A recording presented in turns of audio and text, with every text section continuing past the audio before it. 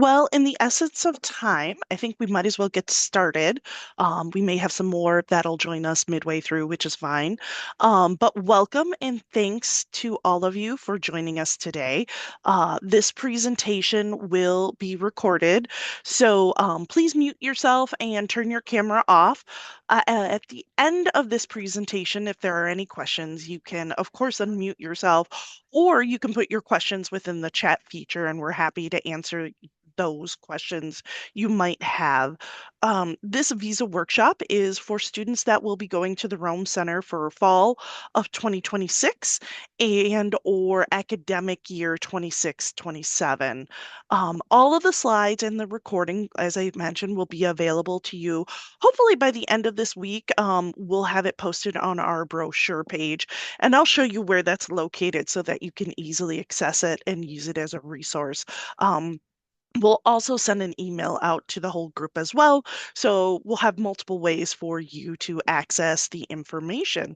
So with that being said, I'm just going to move forward with our visa workshop presentation for fall 26 and academic year 26-27. So for starters, let's do staff introductions.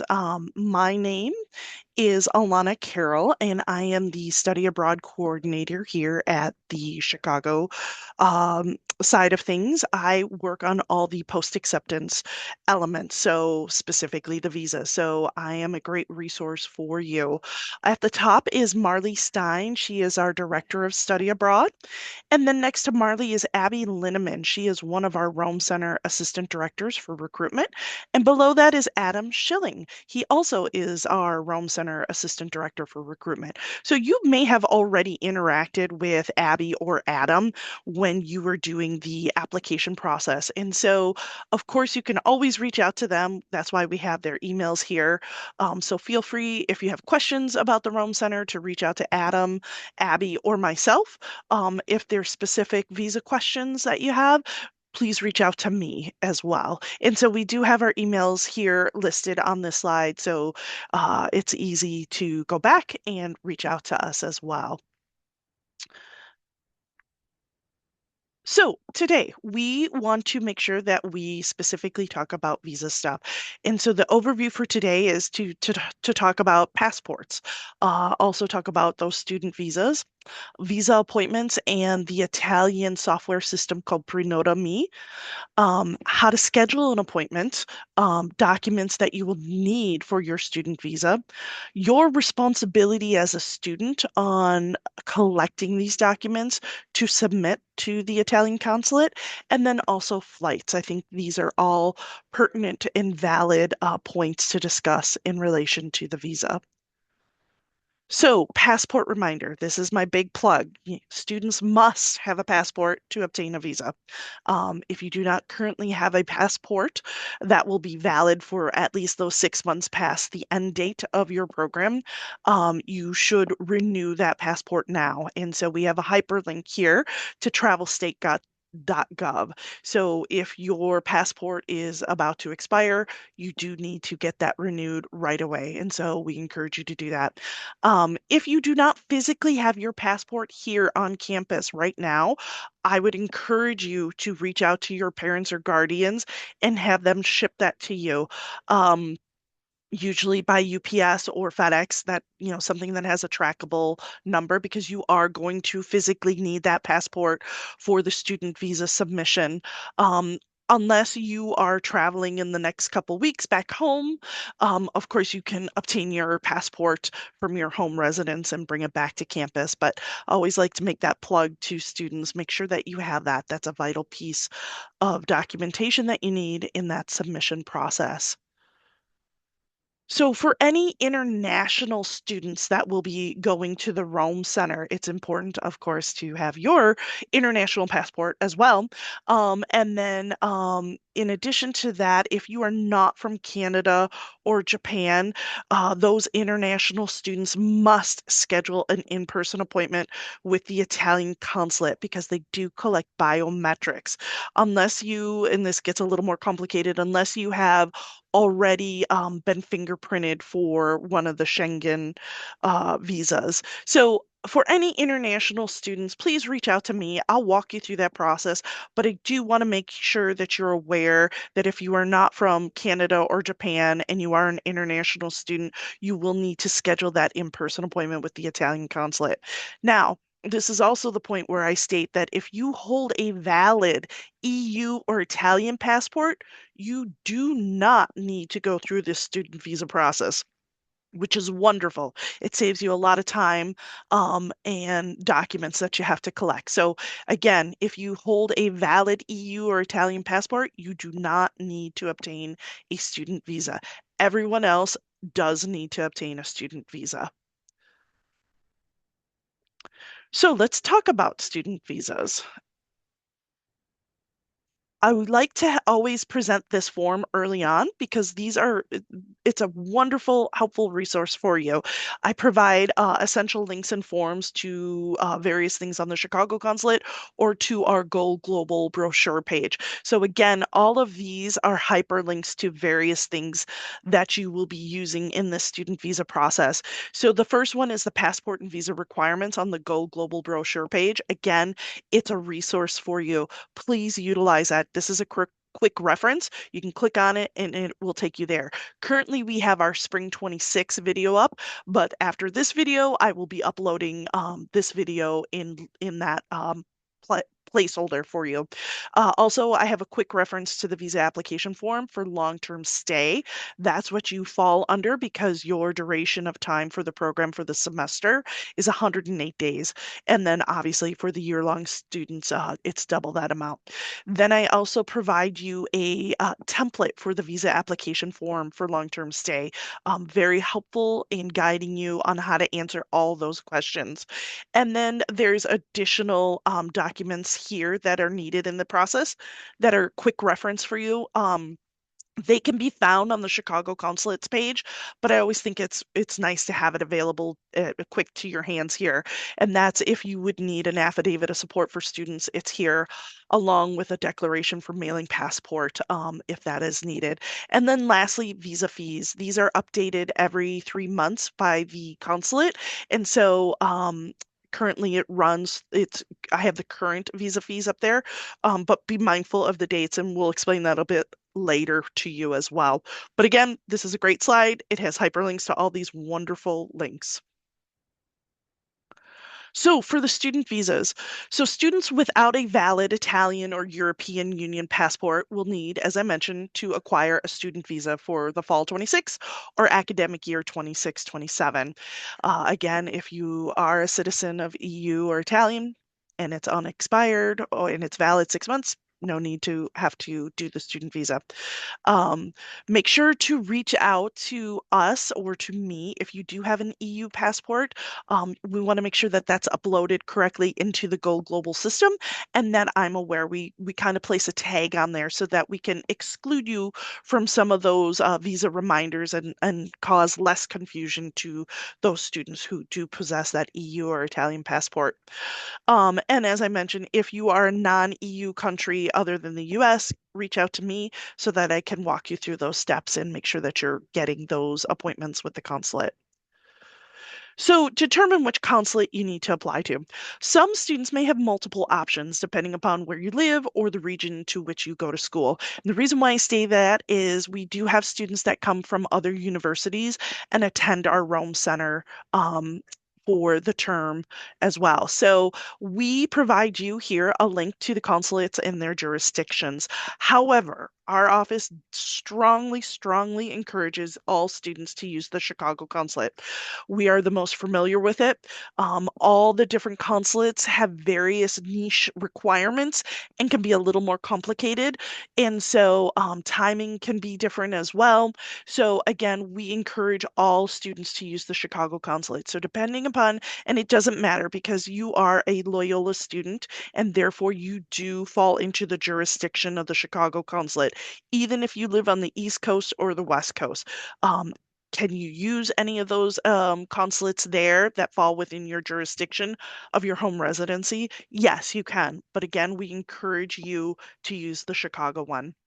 I also list a hyperlink to the Chicago Consulate office hours. They are only open to the public in the morning from 9 to like 12:30 in the morning. So that's key, especially when you are calculating if you're dropping off a consulate or if you have an appointment, just to be aware of those hours. And so we do provide that link here as well for a quick reference for you. So the student visa appointments. Students can schedule an in-person appointment with a consulate. And what that is students would be, they'd schedule an appointment and you are in front of a visa officer. One of the benefits to that is sometimes the processing is a bit faster. Two, you're right in front of that visa officer. So should there be a problem or a question, it can be addressed immediately. However, you do have other options, and I'll go through that here shortly with you. So you can do an in-person appointment, and that in-person appointment, just so you know, has a window, and it's 180 days. And I'll explain when those dates are and when they end. And so that's the time frame in which you would schedule a visa appointment. And then we'll go over the link to that software system that the consulate has for scheduling those appointments. Students also can submit their application to the Chicago consulate either by that in-person appointment I just talked about. You can also do a mail-in option where you would submit all the documentation via in an envelope and ship it off to the Chicago consulate. This is a great option for those visiting students who may be going to school out in California and they want to utilize the Chicago consulate, which they're eligible to do. And obviously, they can't come in person and drop it off or come in person and have an appointment, so they can mail it in. Also, we're very lucky with Loyola students that you're here in Chicago, and the Chicago consulate is right in what I call our back door, our backyard. You could physically drop off your documents to the consulate as well in the mornings, that 9:30 or 9 to 12:30. And then lastly, another option that we're offering that's new this semester is a group visa application submission. And I'll talk about that a little bit later. There's specific dates in which you would make an appointment and come to our office to meet with myself, Adam, or Abby, and that would be via Navigate. And we would go through all your documents and we would submit your student visa on your behalf to the consulate. So we'll talk a little bit more about that in a minute, but those are all your different types of appointments or options for the visa. I do state though, if you are using the mail-in option, make sure that the forms are signed and dated in front of a notary. Your signature must be witnessed. And so I have the forms for that. We also have notaries here on site at Loyola's campus, Lakeshore campus, downstairs in the Sullivan Center. So I tell students, if you are looking to do that appointment with the consulate, that in-person appointment, make that appointment as soon as possible. The longer you wait, those appointments get filled up. So, and some of the visa applications cannot be mailed. So there's specific consulates that will accept a mailing, and Chicago is one of them. Some of the other consulates throughout the United States that accept a mail-in would be Houston, San Francisco, and Detroit. But again, keep in mind you have to be within their jurisdiction, meaning your home residency would have to fall into their category. So again, you'd look at that jurisdiction list that I mentioned earlier to double check. But again, I always plug in. I encourage you to use the Chicago one. So be aware of those particular steps with each of those consulates. They can be very different. One other thing I like to say is, for example, the San Francisco consulate, they require a signature to be witnessed by an honorary consulate, not a general notary. So if we do have some of those visiting students that are wanting to use that San Francisco consulate and they want to do a mail-in, their signature has to be witnessed by that honorary consulate and not a general notary. So again, all little niche things. So it's very important that you look at these consulates that you want to use and you understand fully their requirements. And as I mentioned, the Chicago one's easy because you have a quick reference here with the three of us to help you with that. So the student visa appointment system. So you are going to use a system. It's called Prenota, and that is the link here to their website. And so you will have to log in and create a register an account, and I'll go through that shortly. And then if you do not live in the Chicago area and you book an in-person appointment with the Chicago consulate, you need to account for travel just in case. So if you're looking to do something and it falls over one of the holidays, be aware you've got to come travel back. So be cognizant and aware when you're booking those appointments, where you're going to be at that time and place. At the interview, at that in-person appointment, or what they call it as an interview, you will be providing the consulate with your application and the required documents. Um, no appointment is required to pick up passports. So once the consulate has processed your student visa application, you can go back in person to pick it up if you prefer, which I always think is a safer way to go about it, especially if you are here in Chicago and you're a Loyola student. So I always tell students you don't need an appointment for that pickup. Um, and you will be given a date um, from the visa officer at that in-person appointment as to when the passport with the visa sticker is ready for pickup. So if they don't tell you at that appointment, make sure to ask. That's another tip I like to tell students. So scheduling your appointment, you are going to register or create an account at the Prenoto website and start looking and book an in-person appointment as soon as possible. Appointments must be no earlier than 180 days and no later than 30 days before the start of the program. So that window of that being able to schedule your appointment or go in person begins February 27th. So you could go on the system now and look for an appointment that falls into any time after February 27th all the way up. So just make sure that you're on that site if you're looking. If you're having a difficult time finding an available appointment, just continue to check that website. And especially I tell students at midnight, that's Rome time, when new available appointments are reposted. So just be aware of that. But again, if you're a Loyola student, it's right here in downtown Chicago. It's a short walk from the Water Tower campus. So you may not have to do that in-person appointment. You can just collect your documents and drop it off in person, or you may want to utilize that group visa application submission process as well. So again, lots of different options for you. I do like to note right here that you can only have one Prenota reservation account with one consulate. So again, if you have home and jurisdiction elsewhere, and you also, as a Loyola student, have the jurisdiction here for Chicago, you're going to have to pick one. You may have to teeter between the two. So you can only have one account at a time. So just be aware of that. So this is a great visual. It shows you how to do that first registration and creating an account. You'll need to answer a series of questions and select the consulate you want to schedule with. There is no drop-down menu, so please note that it starts with the United States of America, Chicago Consulate of Italy. So you're going to register that account, and that's what it's going to look like. And then here you're going to see this is once you do have that registration, you're going to book. You're going to select book and you're going to select visa and hit the book there. And then it's going to be an individual booking. Make sure that you mark off this privacy policy and hit forward. And so when you do that, it will present to you a calendar, and that calendar will show you, it'll be a little key down here. Green is what's available, and it'll list the times and how many slots are open, and then red is not available, and then days and such that you've selected would be in blue. So just make sure that when you're looking at this, you understand that. You see the times here, you select what you want, and you hit book. A key thing that I'd like to note, after you've selected a time and a day, you're going to get appointment details. This is very helpful. So maybe take a picture of this with your phone. or a screenshot on your computer, just so you can confirm and make sure you have all this information.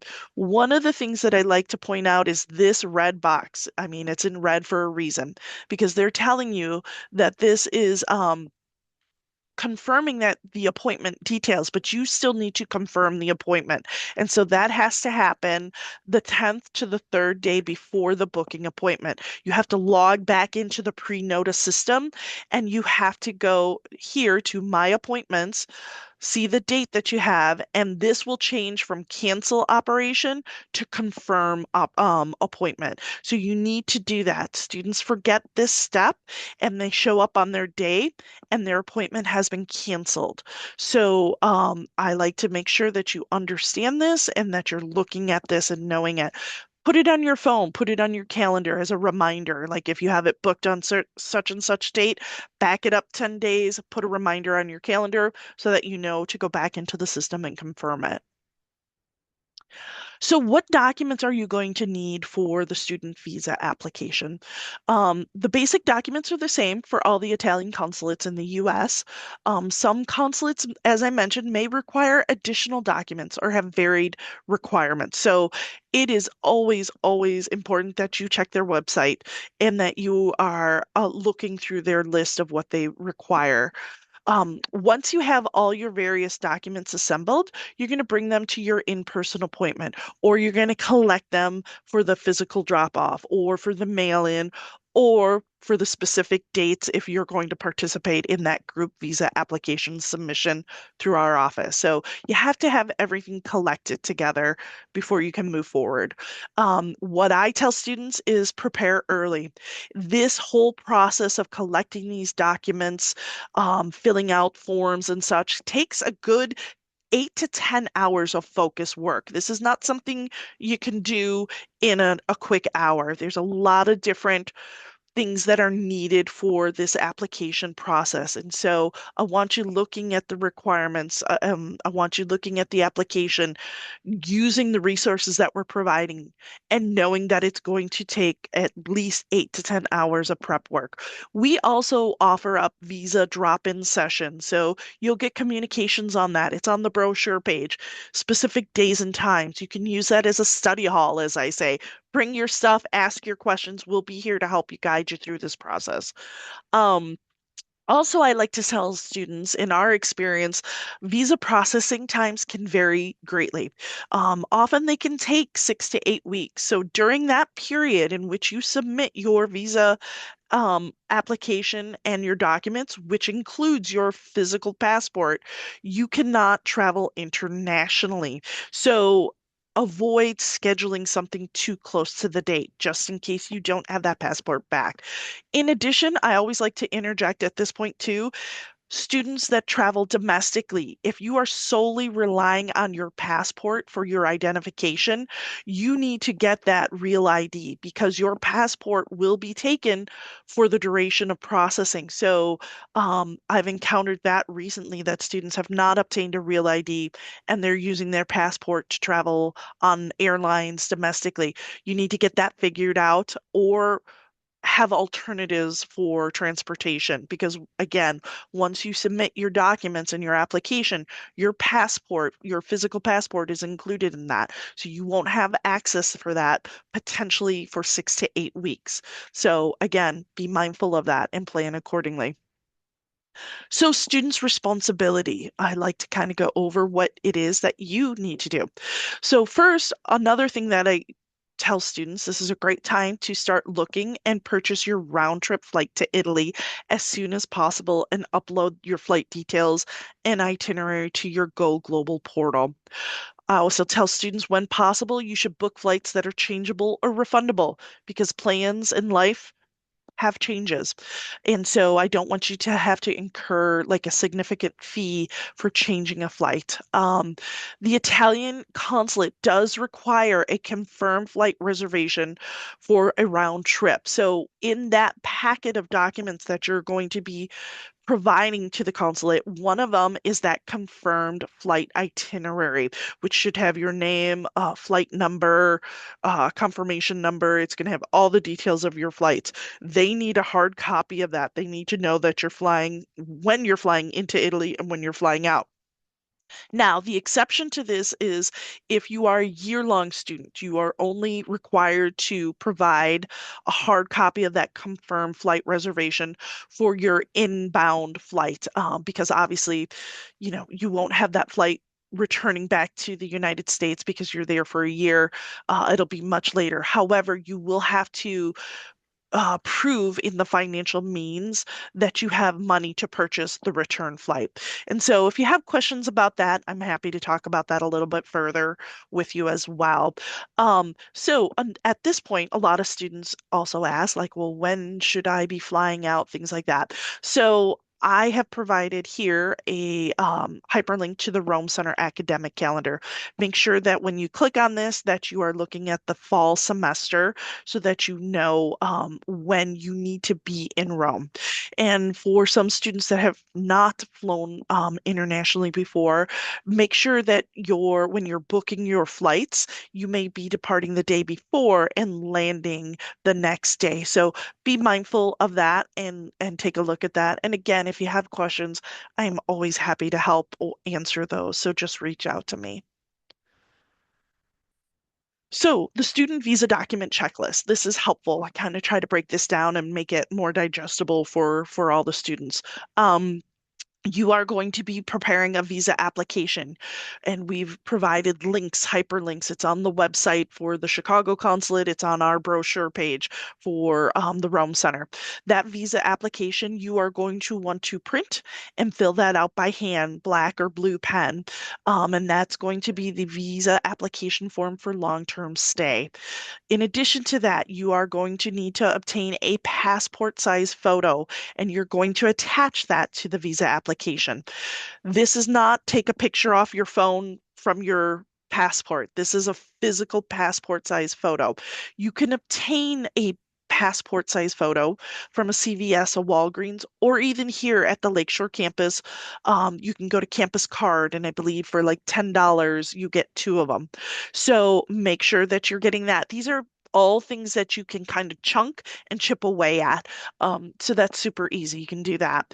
The third thing is the valid passport. So the physical passport that I keep talking about, you are going to need that, plus one copy of that passport. You most certainly can come here to our office in the Sullivan Center on the second floor.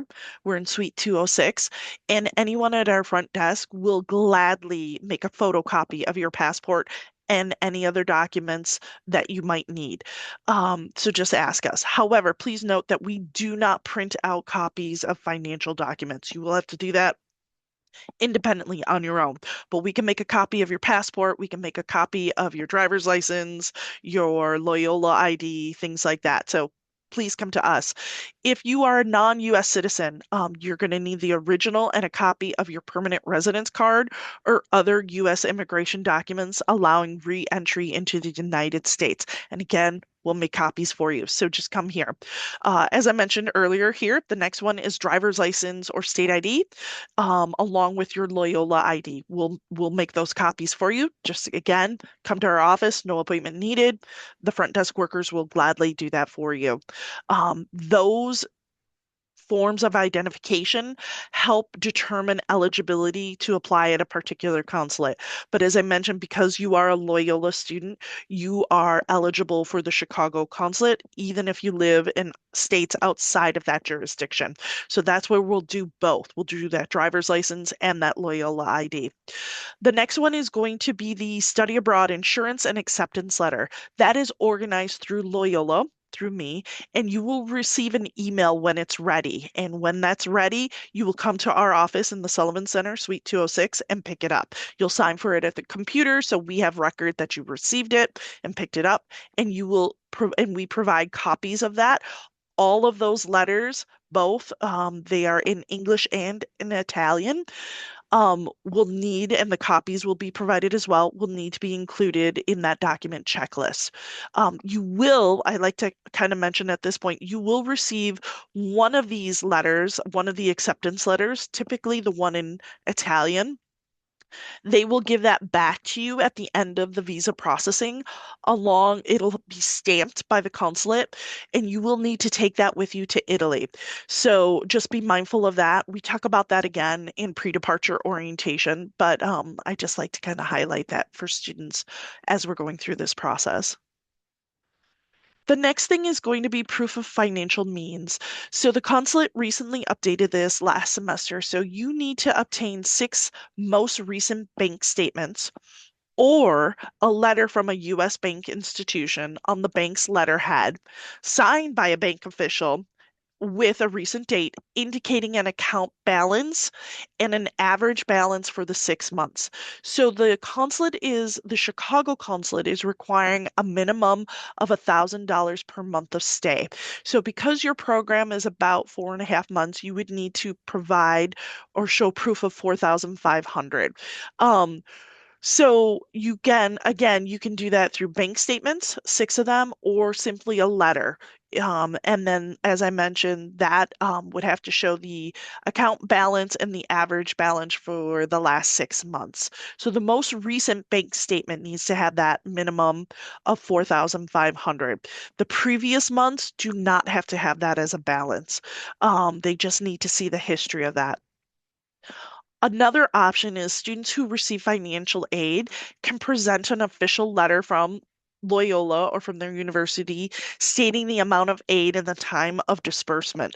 So if you rely heavily on financial aid, you can request that letter from the university. And I have that in the next point here. You would reach out to LUFinaid at luc.edu, indicate that you're going to the Rome Center in the fall and that you've received financial aid and that you would like an official letter. And so they can produce that for you. So you can use that in lieu of the bank statement if it meets the required amount, which is that 4,500. Now, for students that are an academic year, that's going to be a larger amount of money. You're going to double that up. That'll be about $9,000. So I want to make sure everyone's understands the amounts, the proof of financial means. And again, you can always shoot me an email if you have questions. You can come to any of our visa drop-in sessions and we can clarify that even further for you. If you as a student do not have funds because you are supported by your parents or guardians, then your parents and guardians can be the proof of financial means. And so they would have to provide you hard copies of 6 most recent bank statements, everything that we've talked about here, or that letter with that minimum of 4,500. But in addition to that, they would have to do what's called an affidavit of support. So they would not only provide you the proof of financial mean documents, but they would also have to have this affidavit of support in which their signature has to be witnessed by a notary. So that's typically done at a bank. So parents can go to their local bank and say, I have this form. I need someone to witness my signature and stamp it, and they can do that and then get that form to you. They can ship it off to you here at Loyola. So just be mindful of that. And then, as I mentioned earlier, you're going to need to also print out that confirmed flight in and out of Italy, print out the full itinerary. Again, if you're a year-long student, you can present a one-way ticket plus the proof of available funds for purchase of a return ticket. Again, if any of this is confusing or you have additional questions, we are here to help you out. So please feel free to work with us and we'll help you through this process. Important reminders. In addition to that, collecting all those documents, you are going to have to pay the consulate for processing your student visa. And so that payment has to be in the form of a cashier's check or a money order. And so they only accept that. They do not accept Venmo, Zelle, a personal check, cash, things like that. So be mindful of that when you're in this process of planning. And so there is a tab on their website, and we have it linked here. It's counselor fee. And the title, because it's only in Italian, it does not convert or translate to English. So I tell students you want to look at the very bottom, and it's called Visto Nazionale per Motivo di Studio. That's the category that you're going to look. And that amount will be in US dollars. So that's what you're going to use to create or obtain your money order or cashier's check. You can obtain a money order or cashier's check from various spots. You can get it from a bank. That's the number one.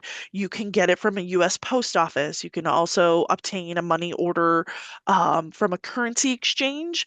And there's some other places like a UPS or FedEx may also do money orders, so or cashier's check. So I always tell students just call, double check before you go so you're not wasting your time and you're aware of that. Um, so you're going to put all these documents that we talked about along with your physical passport and this cashier's check or money order. That is your whole packet that is going to get submitted to the consulate. If you are not wanting to go back in person to pick it up, just due to timing or what have you, then you're also going to have to provide them with a return envelope so that they can, when they're finished processing, put your Visa sticker within your passport and that stamped acceptance letter that I talked about earlier, and they're going to put it into a return envelope that you have to make sure is prepaid, self-addressed, and trackable. And so they have instructions for that, and we've provided it here. And we're going to provide you resources as well on our website, like steps on how to do this if need be. In our Visa drop-in sessions, we can talk about it as well, more and more. But those label sections need to be to and from, must both contain your applicant name and address. I always tell students put your home address. That's the safest way for these documents to be returned instead of here on campus. So I always tell students to take a picture of the tracking number as well so that you can go on that website of that carrier and see where that envelope is in the process. Um, we recommend using UPS or FedEx. I don't have FedEx listed on here, but I will. But we recommend both of those. Do not use United States Postal Service. There's a tendency for passports to disappear. We found out throughout the years, and it's kind of like snail mail. So that's why we encourage you to use those other carriers. Again, as I mentioned earlier, and I'll mention again here, if you are going to have your material shipped back to you at your home address, you have to make sure that in your collection of documents that you do this form. It's called consent to send by mail. If you don't include that, they will not process your paperwork. So make sure that you do if you're going to have it returned. If you're simply going to go in person and pick it up, then you don't need to do either of these last things, the return envelope or the consent to send by mail. You can ignore those. So money order. I talked about this a little bit earlier, but I also like to give a visual and kind of explain this a little bit more. You all are required to pay that processing fee in the form of a money order or a cashier's check. And so that amount can fluctuate. It's on a 3-month basis. So you want to make sure that you're checking the consulate's website to obtain what that amount is, so that you have it correct on your money order. This is an example of a United States Postal Service money order. It may look different if you use a bank or a currency exchange, but the general gist is the same. You're going to write it out to the Consulate General of Italy in Chicago. You're going to provide their address, their city, state, zip code. I always tell students kind of put in the notes Italian visa fee, and then you're going to provide your name, address, and phone number, and then you are going to give that amount of money over to whoever you're using. So if it's $58.40, you're going to give to the post office or to the bank $58.40 plus whatever a charge they may ask for their service. It may be a dollar or two or something like that. But they will then print out a money order for the amount that you require. and they'll give that to you. So I also tell students do not alter that money order afterwards. So if you make a mistake on something as far as like address, don't white it out. It becomes null and void or unacceptable. So just be very aware when you're filling that out what to do. So, the Consulate General of Italy in Chicago, I think it's always nice to know where they're located and information. So, I already gave you a link to their office hours and such and their main page. But just as a general kind of wrap up, they're located at 500 North Michigan Avenue in Suite 1850. Like I said, it is just down the road from the Water Tower campus, maybe 4 blocks or so. So it's an easy walk. So if you have all your materials and you want to do a physical drop off that's not requiring an appointment, you can do so, which is great. Again, during their hours of operation to the public. And then these are links related to the Chicago consulate. This is their study visa points. There's the fee that we talked about and their contact information, emails and phone numbers. I will say they are not very good at answering the phone and getting a response via email is typically very slow. So if there's something important that you either need to supplement your documents or you have a question or you want to change something, it's probably best to just go in person and talk to someone at the consulate. And then here's important documents. Again, we've got them in various different spots. We'll send you the slides, everything like that. But, I'd like to have this here as well. The template for the Chicago visa application form is linked on our Go Global brochure page under the Passport and Visa tab. So I have the link here. Here's that blank affidavit of support if your parents or guardians are involved in the financial piece. The document is linked here. If you are going to have your documents shipped back to your home address, here is that consent to send by mail. And then if you have questions about any of your financial aid, or if you want to utilize that financial aid award letter in lieu of the bank statements, you're going to want to reach out to LUFinaid at luc.edu. And then the visa application and document review. I'm here to help you. That's my job. That's what I do. I have been successful in getting 200 plus students each semester over there. So I know it can be a little daunting. It's a big process. That's why we start these early with the visa workshops and then we have the drop-in sessions. We want to make sure that you're dedicating time to this and that you're not leaving it to last minute. That should not happen. You should start that process and collecting things now. So reach out to me, set up an appointment. I can take Navigate appointments. If something doesn't fit on Navigate, reach out to me, email. I'll make an exception and try to fit you in somewhere where I can. So, it shouldn't be scary. We don't want it to be scary. We're not scary. We want to helpful. We want to be helpful and help you through this process. So just reach out to me and I'm happy to make any accommodations that I can to assist you. As I mentioned, we do have those visa application workshops. I kind of say they're study halls. It's really kind of fun because a lot of students like to come to these because you meet other fellow students that are going on the program. So it's a little bit of a social thing and work. So we have lots and lots of days and options here for you. Again, if none of these work, reach out to me. We'll see what we can do. But we do provide an ample amount of opportunities to come in. And you may come one and done, you may come 4 or 5 times, and that's okay. We just want to make sure that you're working on this process and that you're getting it done in a timely manner so that you're not delayed in obtaining your visa. In addition to that, as I mentioned, we are newly starting this group visa application submission, which is wonderful. It's a service to you. However, it is fairly early. It's on February 18th, 19th, and 20th at these specific times. And you have to bring your completed student visa packet. So you have a lot of work to do if you are going to do this group visa submission, which is a wonderful option for you. But be aware, you've got to have everything completed. So we have this link to that completed student visa packet. And so you need to also make an appointment via Navigate, and it has to be a specific category. It is Rome Group Visa Application Submission. So you'll notice on my Navigate, I have 3 different categories. I have a faculty-led category. I have Rome post acceptance category, and I now have this Rome group visa application submission category.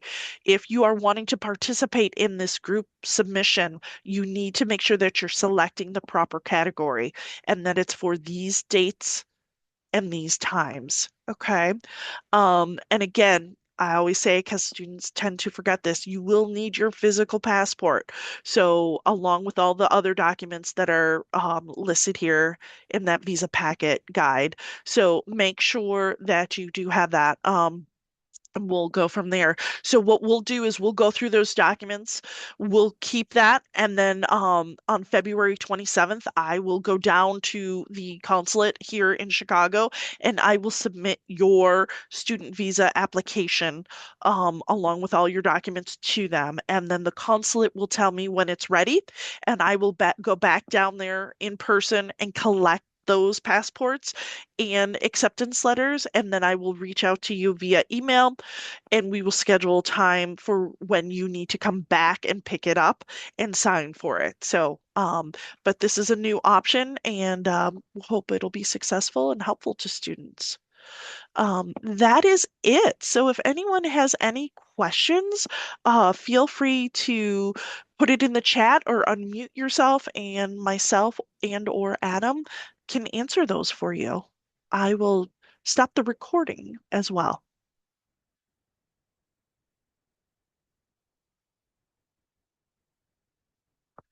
All right. Any questions? Hi, I had one question.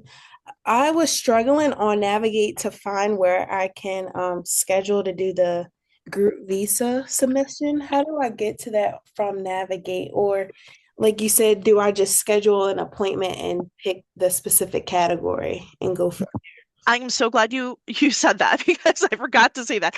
We are currently in the process of setting up that Navigate category. We have it there. We just I have to work with the software system to get it open. So we'll send out a formal email to everyone who is deposited in the system when that's open, and then you can go in and select and schedule that appointment. So thank you for asking that question. And I'm so glad that you were already looking for it. So that makes me happy. Any other, did you have any other questions? No, thank you. Sure. Anybody else?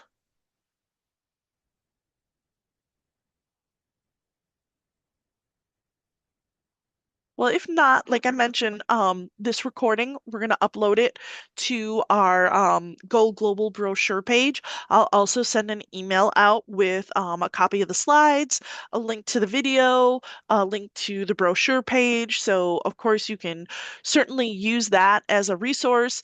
Know that I'm here to help you. Lots of different options and ways to reach out to us for assistance. Oh, I do have one question here. It says, what bank statements do we need from our parents? So as I mentioned, you would have to get bank statements from your parents going back 6 months.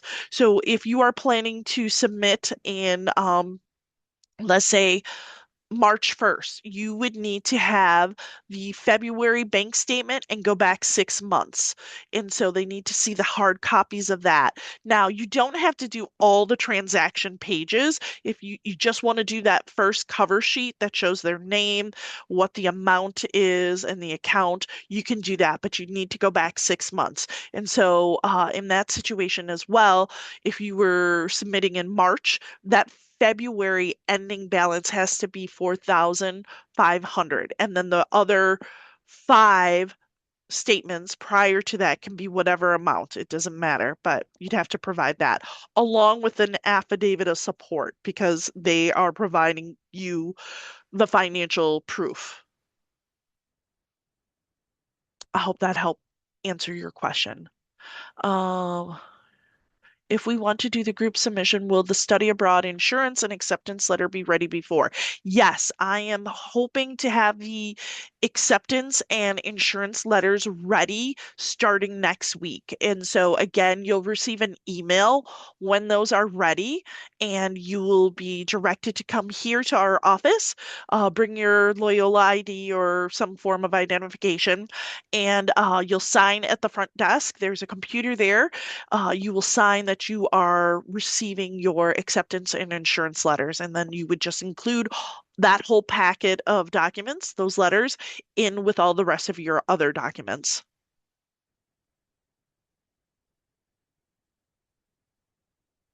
Any other questions?